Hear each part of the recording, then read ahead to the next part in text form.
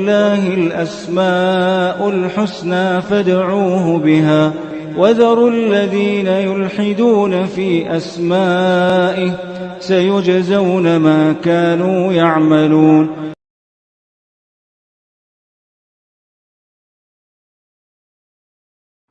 بسم اللہ الرحمن الرحیم الحمد للہ رب العالمین وبہ نستعین وصلی اللہ وسلم علی سید الانبیاء والمرسلین وعلی آلہ واصحابہ اجمعین ومن تبعہم بإحسان الی یوم الدین، اما بعد. انشاءاللہ تعالی اس نشست میں اور آنے والی نشست میں صفات باری تعالیٰ سے متعلق ایک اہم قاعدے کی وضاحت ہوگی. ہم جو تقریباً ایک 10 سال سے جو اسماء حسنہ سے اللہ تعالیٰ کے صفات باری تعالیٰ سے متعلق جو درس دیتے آ رہے ہیں، 100 سے زائد اللہ سبحانہ وتعالیٰ کے اسماء حسنہ سے متعلق درس ہو چکا الحمدللہ، یا 100 کے قریب صفات وغیرہ ملا کر کے صفات باری تعالیٰ سے متعلق الگ سے دروس ہو چکے ہیں. تو ہم اسماء حسنہ پر جب ہم درس دیتے تھے تو اس بات کی بھی وضاحت کرتے تھے کہ اللہ سبحانہ وتعالیٰ کا جیسے کوئی نام ہے الوارث، اللہ سبحانہ وتعالیٰ کا نام ہے الخالق، اللہ سبحانہ وتعالیٰ کا نام ہے جیسے الودود، اللہ سبحانہ وتعالیٰ کا ایک نام ہے الرحیم، اللہ رب العالمین کا ایک نام ہے جس طرح سے الحکیم. تو ان ناموں سے متعلق جو ہم بہت سارے باتیں بتاتے تھے، اس میں سے ایک بات یہ بھی ہوتی تھی کہ اللہ سبحانہ وتعالیٰ کے اسماء حسنہ سے، یعنی اس اسم سے کیسے دعا کریں گے.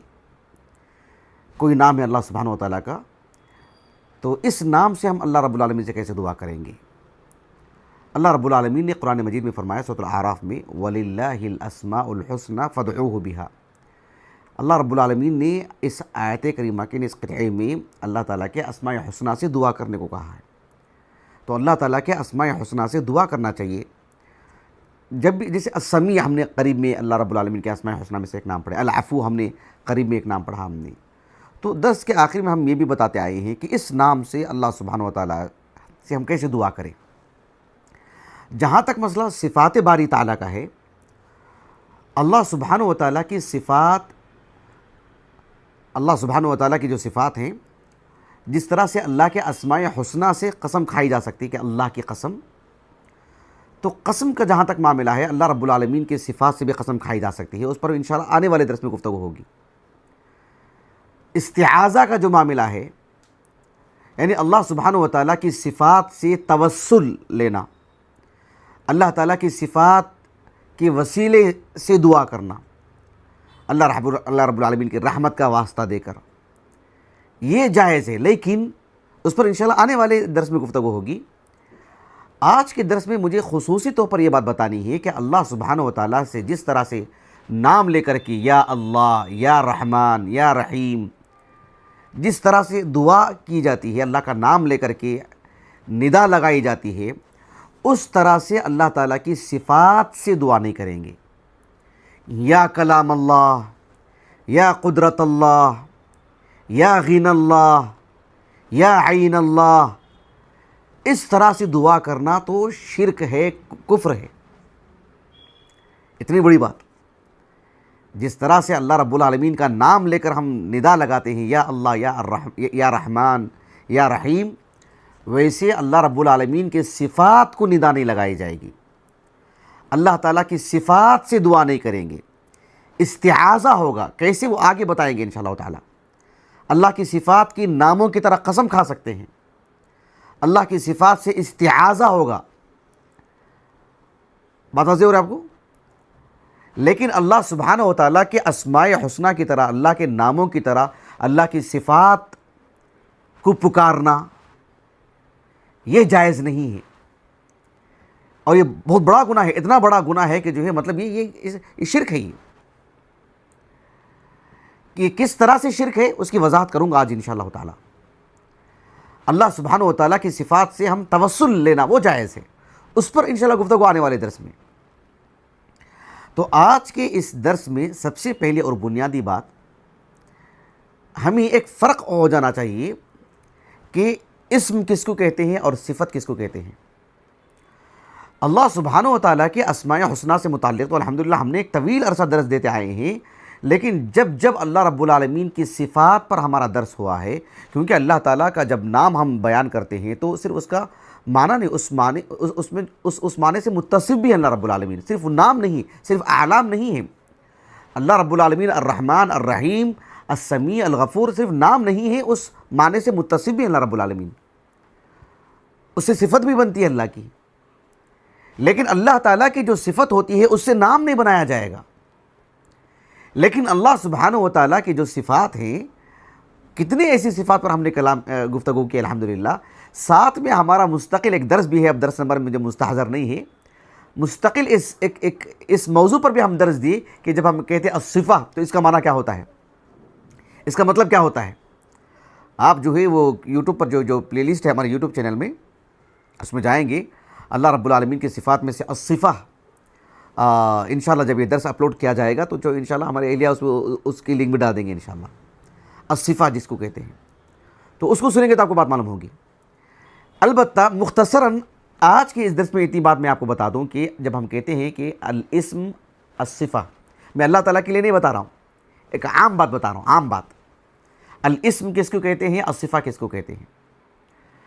اہل اللغہ کہتے ہیں الاسم کا مطلب یہ ہے کہ الاسم ما دل علی معنی فی نفسہ، جیسے مثال کے طور پر یہ کیا ہے، یہ کیا ہے، یہ کیا ہے، یہ موبائل ہے، ٹھیک ہے، یہ موبائل ہے نا، کون سا حصہ ہے اس کا موبائل کا؟ آپ کس حصے کو دیکھ کے کہنے کہ یہ موبائل ہے؟ میں آپ سے پوچھ رہا ہوں، یہ آپ نے کہا کہ یہ کتاب ہے، اس کے کس حصے کو دیکھ کے آپ کہہ رہے ہیں؟ اس کو دیکھ کے کہہ رہے ہیں اس کا کل حصہ، یعنی اسم جب کہتے ہیں تو اس کا کل حصہ مراد ہوتا ہے۔ کیا مراد ہوتا ہے؟ الاسم ما دل علی معنی فی نفسی۔ جب ہم کہتے ہیں کہ یہ کیا ہے، یہ کتاب، کون سا حصہ؟ یہ حصہ بھی، یہ حصہ بھی، اندر کا حصہ بھی، سب کچھ، اس کا معنی واضح ہو گیا آپ کو۔ لیکن جب کہتے ہیں کہ الصفہ، تو الصفہ کا مطلب یہ ہوتا ہے کہ الصفہ کا مطلب یہ ہوتا ہے یعنی ما دل، الصفہ یعنی الاسم الدال علی بعض احوال الذات۔ الاسم، الصفہ کس کو کہتے ہیں؟ الاسم الدال علی بعض احوال الذات، علی بعض احوال الذات۔ کیا مطلب ہوا اس کا؟ مطلب یہ ہوا کہ اس کتاب کا رنگ کیا ہے؟ کالا رنگ ہے۔ اس کا مطلب یہ ہوا کہ یہاں تو کالا رنگ نہیں ہے، اس کا مطلب یہ ہوا کہ اس کا کچھ حصہ، جب اسم کہتے ہیں تو اس پوری چیز پر، عربی زبان میں ہو، انگریزی زبان میں ہو، دنیا کی کسی بھی زبان میں، جب اسم جو ہوتا ہے نا، نون جو ہوتا ہے، اس کا تعلق کس سے ہوتا ہے؟ کل شے سے ہوتا ہے۔ اور صفت کا تعلق کس سے ہوتا ہے؟ اس کے بعد چیز سے۔ جب ہم کہتے ہیں کہ یہ قلم ہے، یہ کیا ہے؟ القلم یا پین، سمجھ رہے ہیں آپ؟ تو کون سا حصہ مراد ہے؟ پورا کا پورا حصہ مراد ہے۔ بات واضح ہوگی آپ کو۔ تو اسم کیا ہوتا ہے؟ الاسم ما دل علی معنی فی نفسہ، یعنی کل کی کل پوری ذات مراد ہوتی ہے۔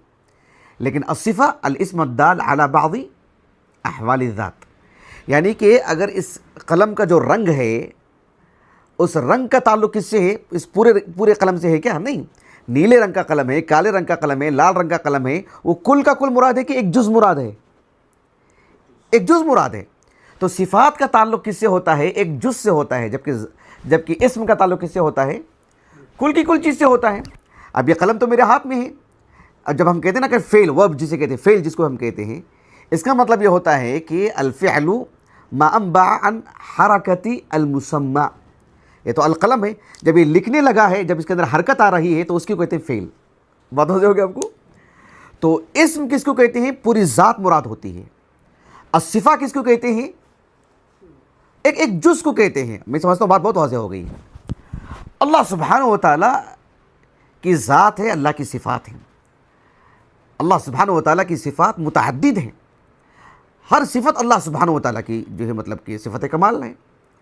تو اس طرح سے الذات، الصفات، یہ دو یعنی آپس میں ملی جلی چیزیں ہیں، ایک دوسرے کا حصہ ہیں، لیکن ظاہر بات ہے اللہ سبحانہ و تعالیٰ کی ذات ہے اور اللہ رب العالمین کی متعدد صفات ہیں جس سے اللہ رب العالمین متصف ہے، سب صفات کمال ہیں۔ میں سمجھتا ہوں بات واضح ہو گئی ہے۔ جہاں تک مسئلہ عربی زبان کا ہے، عربی زبان میں یعنی اس کو الصفہ بھی کہتے ہیں، النعت بھی کہتے ہیں۔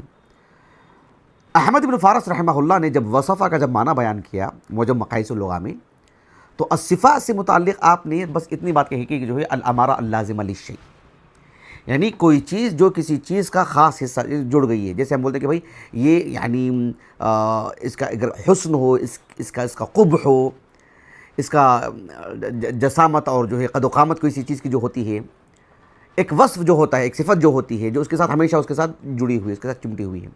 جیسے کہتے ہیں کہ انسان کسی انسان سے متعلق وہ بہت اچھا بولتا ہے مثلاً، یا وہ تیز چلتا ہے، یا وہ دور تک دیکھتا ہے، کوئی بھی اس کی صفت جو ایک جز ہے جو اس کے ساتھ ہمیشہ کے ساتھ اس کے ساتھ جڑی ہوئی ہے. بات واضح ہوگی آپ کو؟ اچھا، النعت جب کہتے ہیں، کیونکہ الصفہ النعت تقریباً ایک دوسرے کے مترادف ہیں، لیکن قدرے جو فرق آپ نے بتایا، الصفہ جب کہتے ہیں تو اس کے اندر ایک عام بات ہوتی ہے، عام بات، یعنی الامارہ اللازمہ للشیء، کوئی ایک وصف، ایک علامت، ایک نشانی جو کسی کے ساتھ جڑی ہوئی ہے. النعت کے بارے میں آپ نے بتایا کہ یعنی وصف کا فی الشیء بما فیہ حسن، وصف کا الشیء بما فیہ حسن. النعت خاص طور پر یعنی ایک حسن بتانے کے لیے آتا ہے. جیسے ہم یہ کہتے ہیں کہ بھائی اس کی کوئی علامت ہم بتاتے ہیں، اس کی کوئی نشانی ہم بتاتے ہیں، اس کا کوئی وصف ہم بتاتے ہیں، اچھا بھی ہو سکتا ہے، برا بھی ہو سکتا ہے. لیکن نعت کی جب بات آتی ہے تو اس کے اندر حسن والی بات ہی آتی ہے.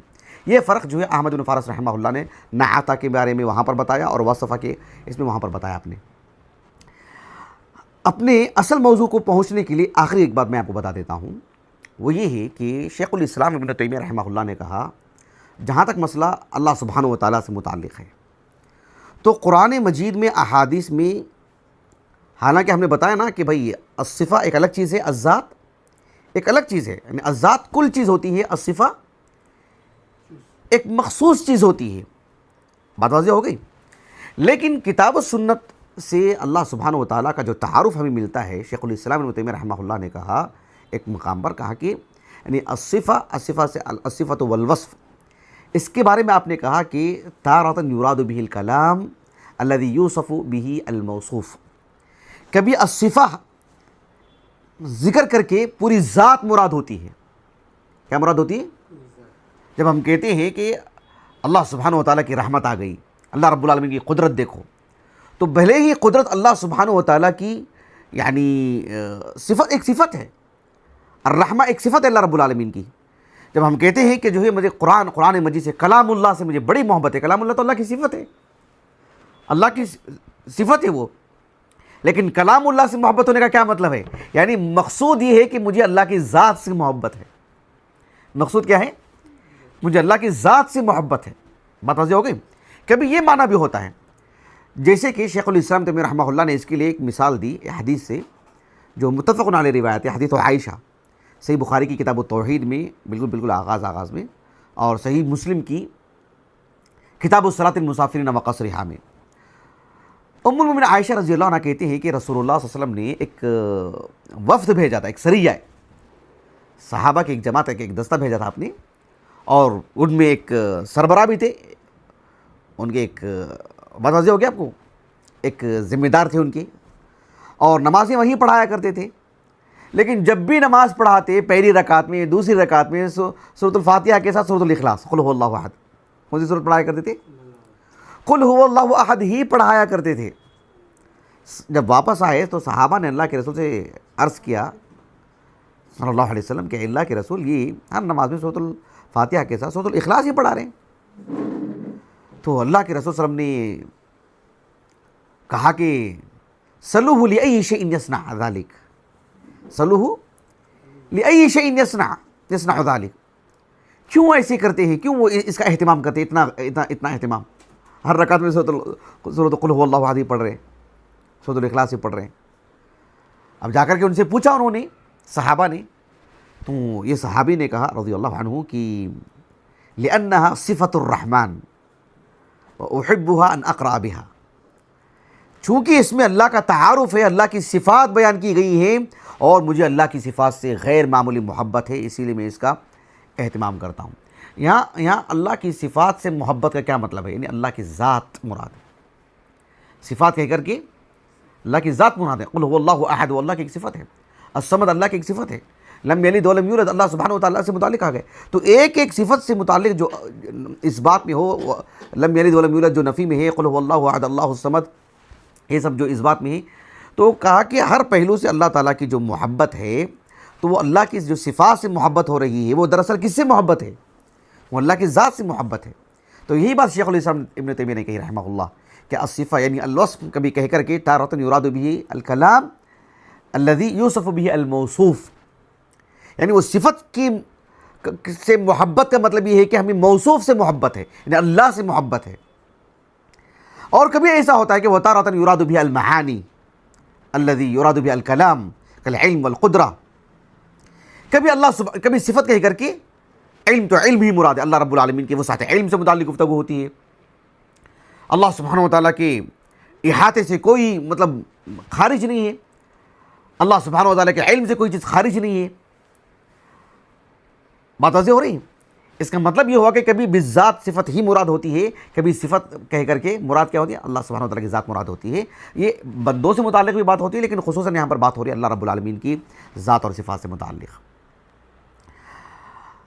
جیسے کہ میں نے کہا کہ آج کے درس میں جو اہم بات مجھے یہ بتانی ہوئی ہے کہ جس طرح سے ہم اللہ رب العالمین کے اسماء حسنی سے ندا لگاتے ہیں اللہ رب العالمین کے لیے، یا اللہ، یا رحمان، یا حی یا قیوم، یا منان، اس طرح سے ندا اللہ کے صفات کے لیے نہیں لگائی جائے گی.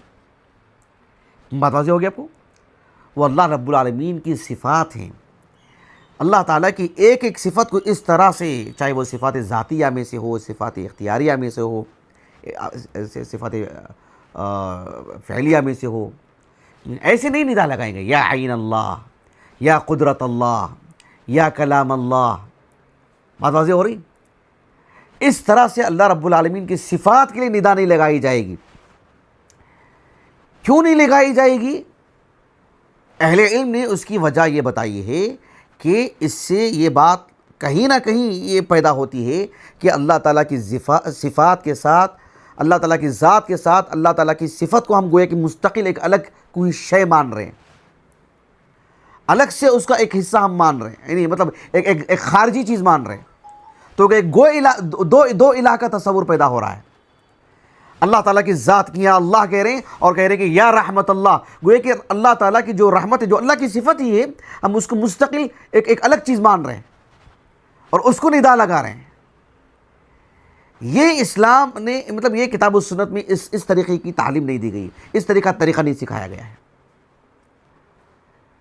دیکھو کہ یہ جو کتاب ہے الابانہ عن شریعت الفرقہ الناجیہ، الابانہ الکبریٰ، الابانہ الصغریٰ بھی ہے ہمارے پاس الحمدللہ، یہ الابانہ الکبریٰ ہے. آج سے تقریباً ٹھیک 10 سال پہلے، ٹھیک 10 سال پہلے، یعنی یہ جنوری کا مہینہ نا، یہ شمسی اعتبار سے، اس کے بعد فروری، پھر غالباً مارچ میں، ایک ٹھیک 2015 کی بات ہے، بالکل آغاز میں، شمسی اعتبار سے بتا رہا ہوں.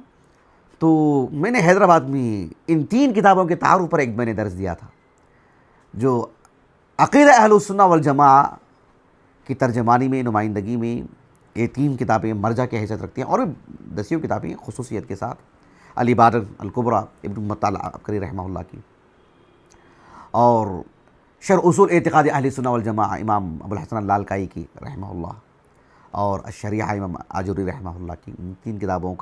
ان کی 3 کتابوں کے مؤلفین کا، ان 3 کتابوں کا تعارف، ان کی 3 کتابوں کا یعنی طریقہ تصنیف جو منہج ہے ایک مؤلف کا، اور ان کتابوں کی اہمیت، ان کتابوں کے موضوعات، ان سب پر میں نے تفصیلی درس دیا، یوٹیوب پر موجود ہے الحمدللہ. لیکن وہ 10 سال پہلے کی بات ہے. اس وقت ہمارے بولنے کا طریقہ، سمجھانے کا طریقہ، اس میں سوال جواب وغیرہ، اس میں کافی طول اختیار کر گیا ہے. لیکن بہرحال صبر کے ساتھ سننا پڑے گا، کیونکہ جو ہے وہ یعنی سمیٹنے والی بات نہیں تھی اس وقت میں، دروس میں پھیلا کر کے باتیں پیش کی جاتی تھیں. تو اس میں یہ جو الابانہ ہے امام ابن بطہ رحمہ اللہ کی، اس میں آپ نے ایک مقام پر یعنی جہمیہ کے جو شبہات ہیں، جس طرز پر ایک تو ان کے جو استدلالات ہوتے ہیں وہ ظاہر باتیں بالکل یعنی وہ ایک طرح سے نصوص کو آپس میں متصادم بنا کر کے پیش کرتے ہیں، نصوص کو معارض بنا کے پیش کرتے ہیں، اور کبھی کبھار نصوص سے غلط استدلال کرتے ہیں. آیت کریمہ ہے، حدیث صحیح ہے، لیکن استدلال بالکل غلط، جو کہ اہل بدعت کا جو ہے مطلب ایک طریقہ ہے. اس میں آپ نے ان کا ایک نقطہ نظر یہ کہ جو ہے مطلب اس طرح کا شبہ پیدا کرنا کہ کہ قرآن مجید اللہ سبحانہ و تعالیٰ ہے کیا؟ ظاہر بات ہے کہیں گے کہ نہیں، اس کا مطلب ہے کہ وہ اللہ رب العالمین یعنی وہ غیر اللہ ہوا. پھر تو کیا قرآن اللہ ہے؟ کہا کہ بھی نہیں، اس کا مطلب غیر اللہ ہوا قرآن، اور جو بھی غیر اللہ ہوگا وہ اللہ کی مخلوق ہو جائے گی وہ چیز. بھئی وہ غیر اللہ بھی نہیں ہے، وہ اللہ کی صفت ہے. قرآن اللہ ہے کیا؟ نہیں، قرآن اللہ کی صفت ہے. قرآن غیر اللہ بھی نہیں ہے، نہ قرآن اللہ ہے نہ قرآن غیر اللہ ہے، قرآن اللہ کی صفت ہے. لیکن اس طرح کا انہوں نے شبہ پیدا کیا. آپ نے ایک تو آیاتوں سے بہترین بہت ساری آیتیں آپ نے پیش کی، جیسے فَأَجِرْهُ حَتَّى يَسْمَعَ کلام اللہ، قرآن کو اللہ نے کلام اللہ کا، یہ اللہ تعالیٰ کی صفات میں سے ہے. تو یا اہل الکتاب لا تغلوا فی دینکم ولا تقولوا علی اللہ الا الحق، پھر اس سلسلے میں آپ نے بہت ساری آیتیں پیش کی. ہمارے موضوع سے متعلق بات یہ ہے کہ آپ نے کہا کہ اللہ سبحانہ و تعالیٰ کی جو ایک تو اللہ کی ذات ہے، اور اللہ کی ذات سے دعا ہونی چاہیے، یا اللہ ندا لگانی چاہیے. لیکن اللہ سبحانہ و تعالیٰ کی جو صفات ہوتی ہیں، نہ ان کو اللہ کہیں گے وہ غلط ہے، نہ غیر اللہ کہیں گے وہ بھی غلط ہے، وہ اللہ کی صفات ہیں، وہ صفات اللہ ہیں. اب ایسے میں عزت اللہ، قدرت اللہ، حکمت اللہ، یہ سب جو اللہ رب العالمین کی صفات ہیں، ان صفات سے دعا کرنا، ان صفات کو ندا لگانا، یہ طریقہ درست نہیں ہے. اس سے اللہ سبحانہ و تعالیٰ کی ذات کے مقابل ایک اور شے کو ٹھہرانا لازم آتا ہے. اللہ سبحانہ و تعالیٰ کی ذات سے دعا کریں گے، اللہ سبحانہ و تعالیٰ کے اسماء حسنہ سے دعا کریں گے، لیکن اللہ تعالیٰ کی صفات سے دعا کرنا، جیسے میں نے کہا نا، یا اللہ کہنا، یا رحمان کہنا، یا رحیم کہنا، یا حی یا قیوم کہنا، یہ کتاب و سنت سے ثابت ہے، بلکہ اسی طرح سے دعا کرنے کو کہا گیا ہے. لیکن یا عزت اللہ، اللہ تعالیٰ کی صفت سے، یا کلام اللہ، اللہ سبحانہ و تعالیٰ کی صفات کو ندا لگانا، یہ جو ہے بہرحال درست نہیں ہے. جیسے کوئی کہے کہ دیکھو آپ نے کہا لا یقال ان عزت اللہ ہی اللہ ولو جاز ذلك لكانت رغبۃ الراغبین ومسألۃ السائلین ان یقولوا یا عزت اللہ عافینا ویا عزت اللہ اغنینا. پھر آگے بھی اپنی اس طرح کی بہت ساری مثالیں آپ نے پیش کی ہیں، آپ نے یہاں پر بھی پیش کی ہیں، اور بہت دور تک آپ نے اس موضوع سے متعلق گفتگو کی ہے. جس کو میسر ہو وہ بہرحال ضرور پڑھنا چاہیے.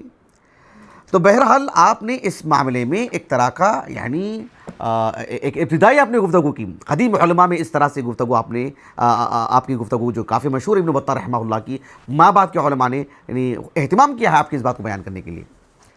شیخ الاسلام ابن تیمیہ رحمہ اللہ کی یہ جو کتاب دیکھ رہے ہیں نا، الاستغاثہ فی الرد علی البکری، الرد علی البکری، البکری کون ہے؟ یہ کوئی شخص کون ہے؟ یہ شخص ہیں ابو الحسن نور الدین علی بن یعقوب، جو ان کے نسب نامے میں یہ بات بتائی جاتی ہے کہ عبداللہ بن عبد الرحمن بن ابی بکر صدیق رضی اللہ عنہ سے جا کے ان کے نسب نامہ جڑتا ہے.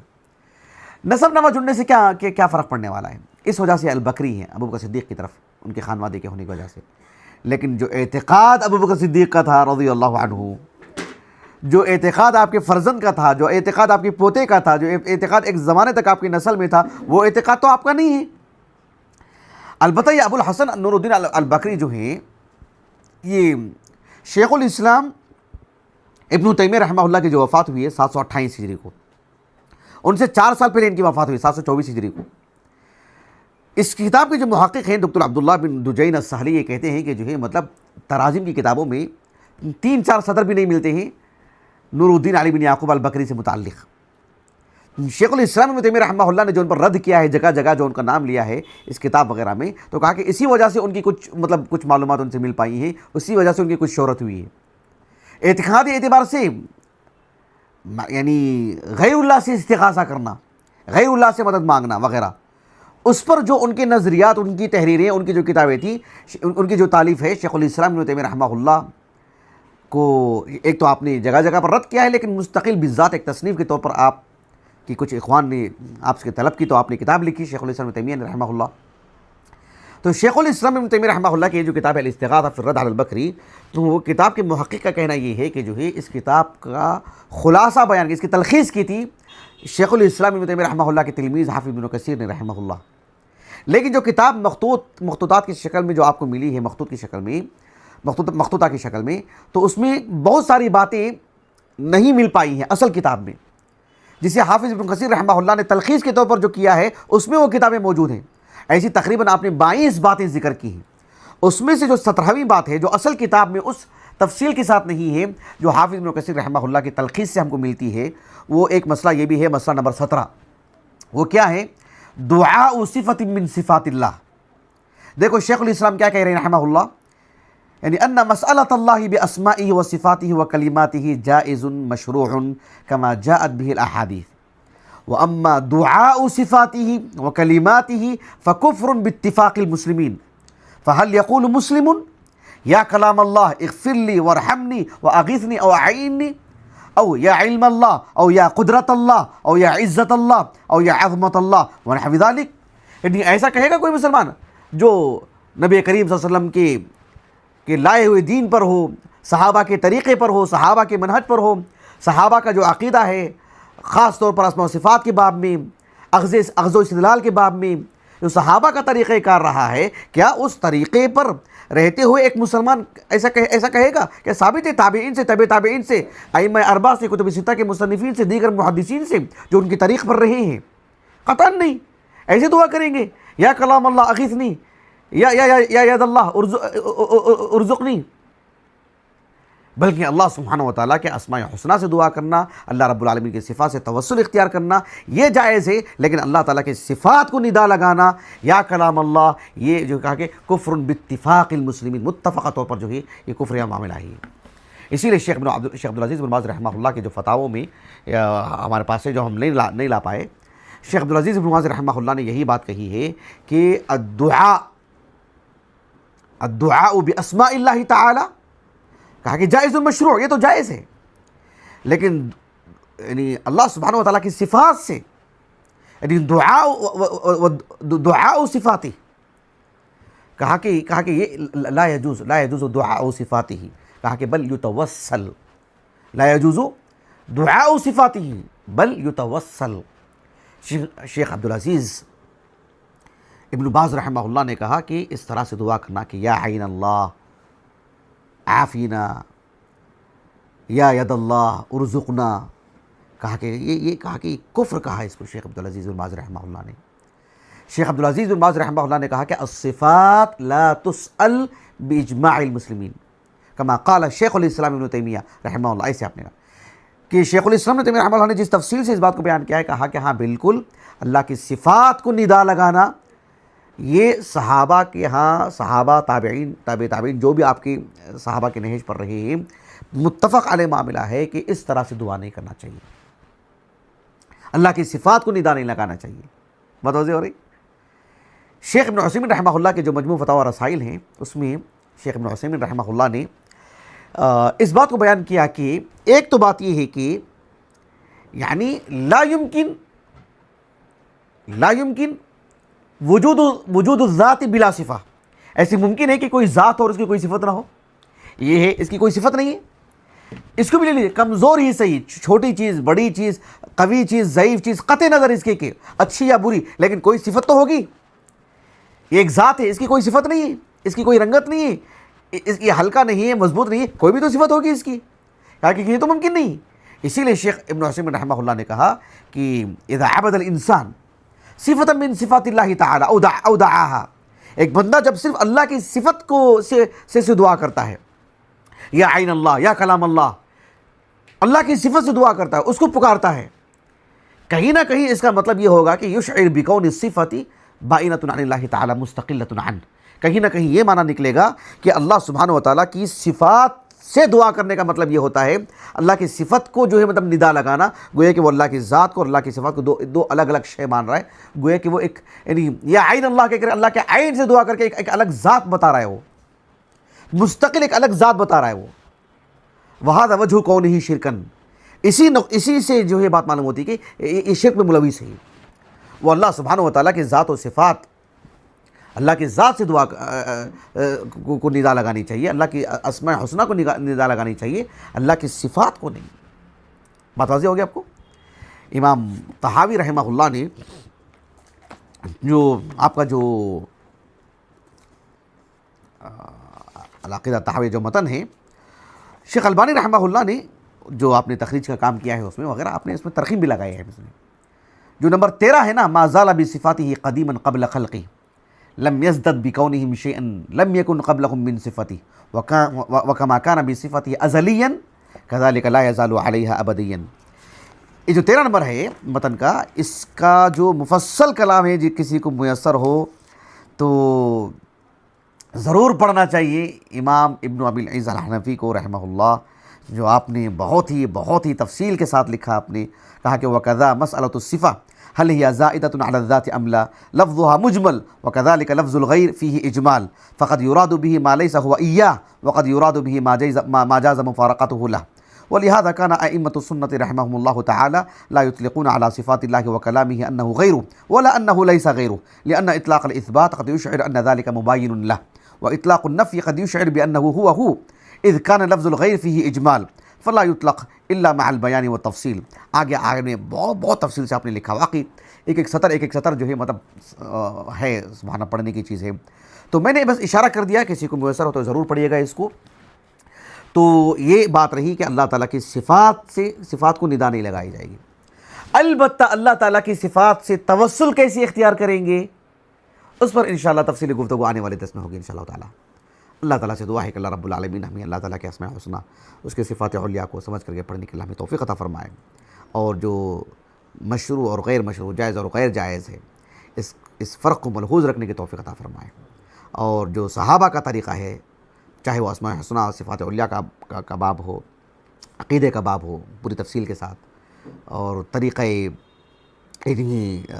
اور منہج ہے کسی بھی باب میں، کل شریعت میں اللہ تعالیٰ ہمیں صحابہ کے فہم کے حساب سے، صحابہ کے طریقے کے حساب سے دین کو سمجھنے کی اور عمل کرنے کے اللہ ہمیں توفیق عطا فرمائے. سبحانک اللہم و بحمدک، اشہد ان لا الہ الا انت، استغفرک و اتوب الیک.